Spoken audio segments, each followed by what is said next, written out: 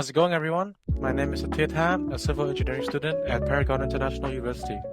And in this video, I will show you a handy tool that every engineering student needs in their structural analysis course. This tool is a website called PermaLearn.xyz, and it is an online 2D structural analysis tool that helps you solve structural analysis problems very easily. So when we first open the website, we see 4 different sections on the screen. The first section here is the navigation section, and where you use to navigate through all the tools available in this tool. The second section is the input and selection section, and it's where you input all and select all of the variables of the problem. The third section is the display grid, where all the members and forces that you inputted will be displayed. And the fourth section is the display settings tab to set the size of the grid, the mesh size, and also the unit system that we will be using, either being SI or BG. Now let's go and briefly describe each feature available for us in the tool. For the first one, this is cross-section. You can input the area, the cross-sectional area of the member, the modulus of elasticity, and the moment of inertia.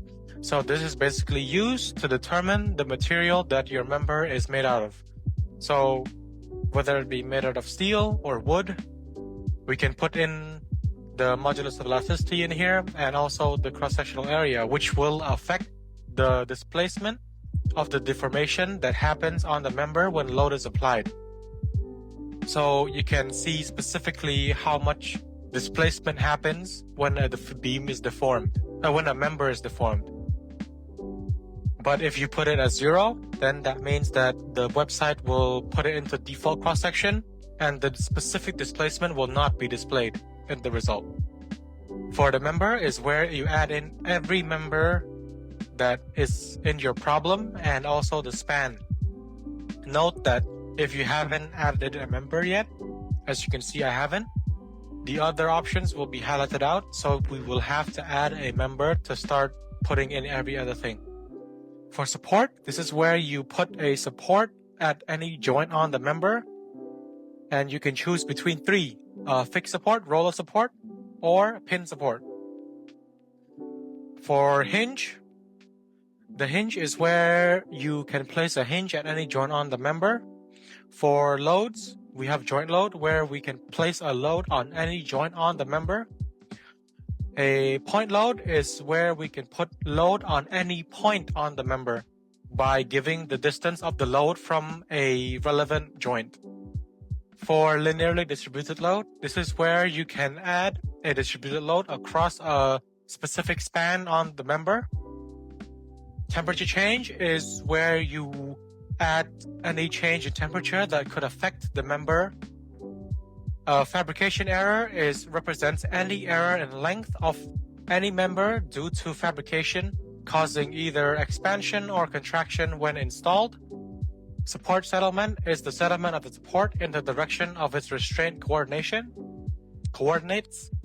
And solution is where you will use to get all the answers you need from your problem.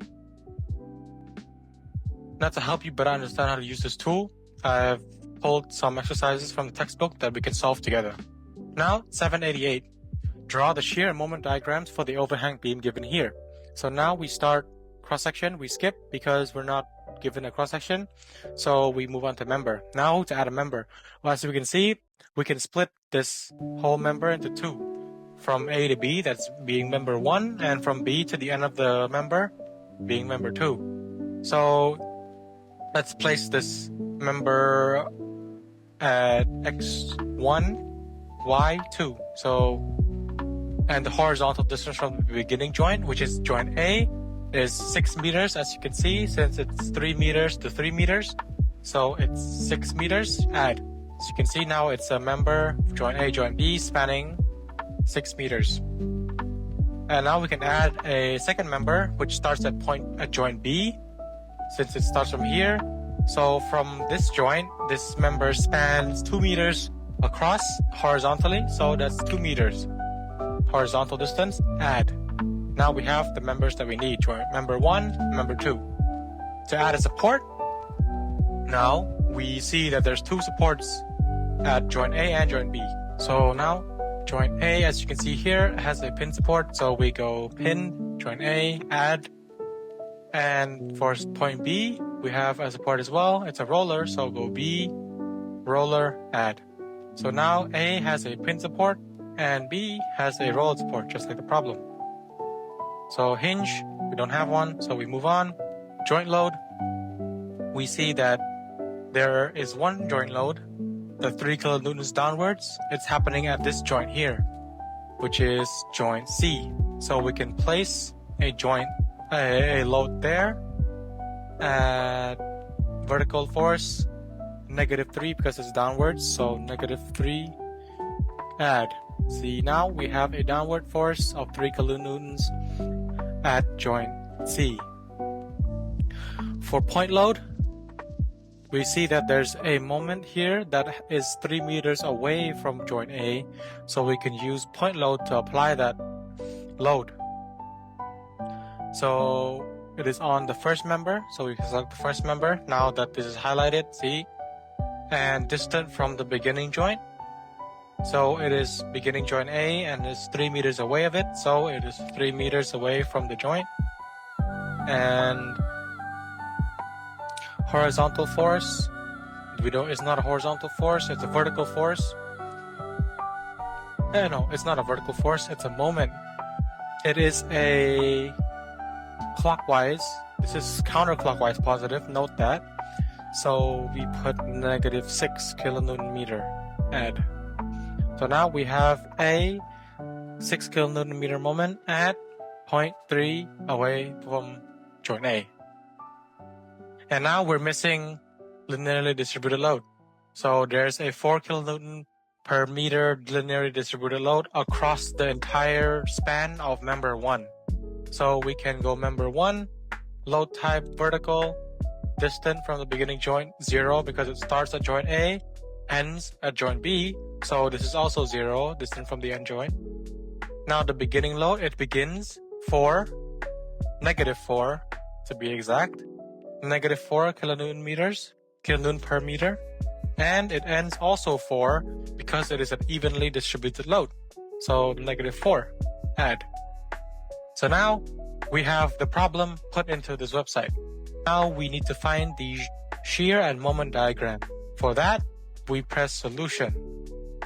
So in the solution section, we can select anything we want to find. So reaction forces, display. Now we see there's 2 reaction forces at the 2 reactions. As you can see, now we can look at the shear forces. So we can display that. This brown line is the shear moment diagram. As you can see, I have solved it already. So this is the shear moment shear diagram. So it looks exactly the same. So like I said, you can use this to, once you're done with a problem, you can use it to correct your answer, or you can use it to check your answer, whether it's correct or not. And for the bending moment, we go bending moment, display. So we can only display one of each. So we cannot display multiple at a time. So for bending moment diagram here, it goes like that. So exactly the same, correct?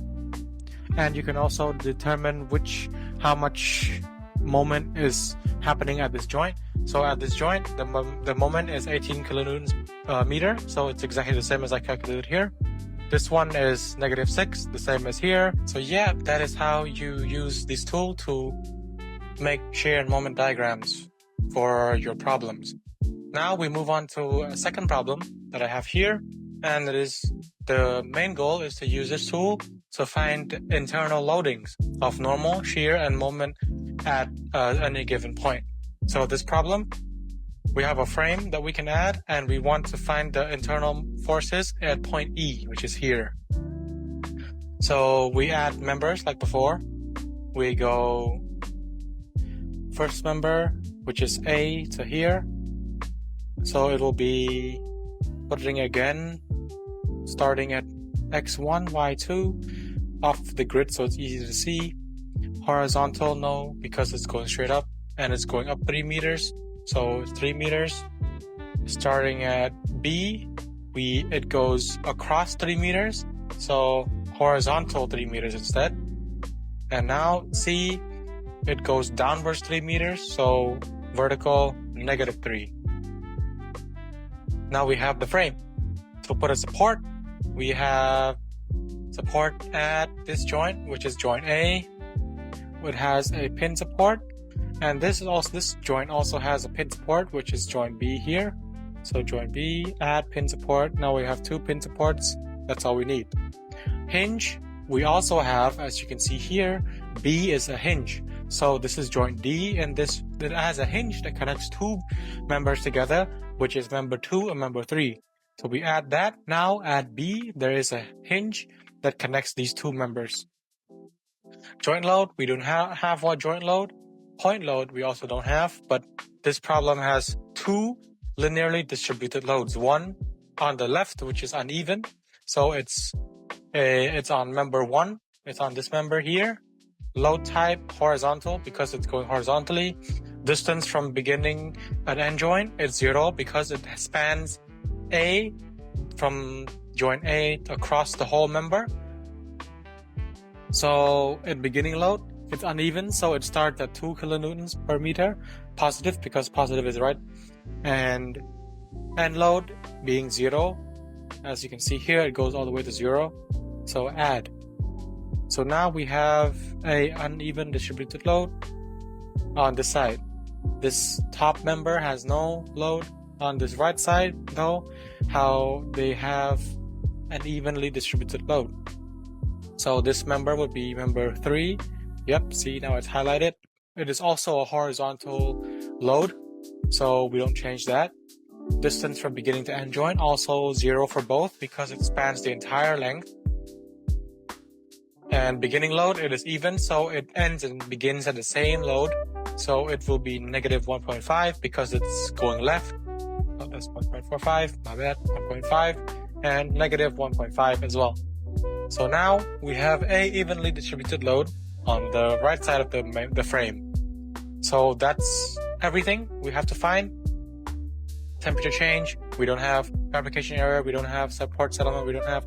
And you find that these really are good additions, but most of the problems you will face will not have them. So I will not show you how they work in this video.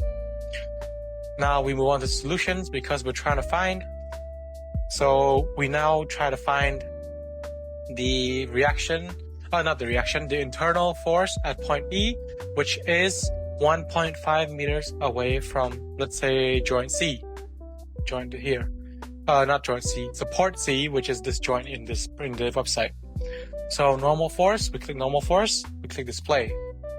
And as you can see, it is normal force of 1.25. You can see this is 0.5. So if we put 1, save option, it will only calculate every 1 meter of the beam. It will calculate the internal force every 1 meter. So this is 0, this is 1 meter, this is 2 meter, this is 3 meter. So we cannot find the internal force at 1.5 here that we need. So that is what mesh size is. So, but if we put 0.5, then the website will calculate the internal force of every 0.5 meter across the member's length. So we have 0 here, 0.5, 1, 1.5. This is where we need it, 1.5. As you can see, at E is 1.5 away from support C at this joint here. So 0.5, 1, 1.5. So this, we see that it has 1.25 kilonewtons of normal force, and this is correct as I calculated here. And E equals 1.25. For shear force, we click display. For this point, it's 0. And that's point E, the one we want. So this point is 0. So V equals 0 at point E, which is correct as well. So, and for bending moment, we click bending moment and we click display. And now 1.5, which is here, has 1.6875. We calculate in this problem, it is also 1.875. I rounded up to 1.69, but the actual answer is correct. So this is how you use PermaLearn to determine the internal loadings of any point on the member. And that's it for the video, and I hope that I have given you a good explanation on how to use this tool. And this is a very, very important tool for us to learn, because as you know, structural analysis is the key and it's the main point of every civil engineering student that we need to be able to do. So this tool makes your life so much easier for doing problems, for helping check answers, and all of that.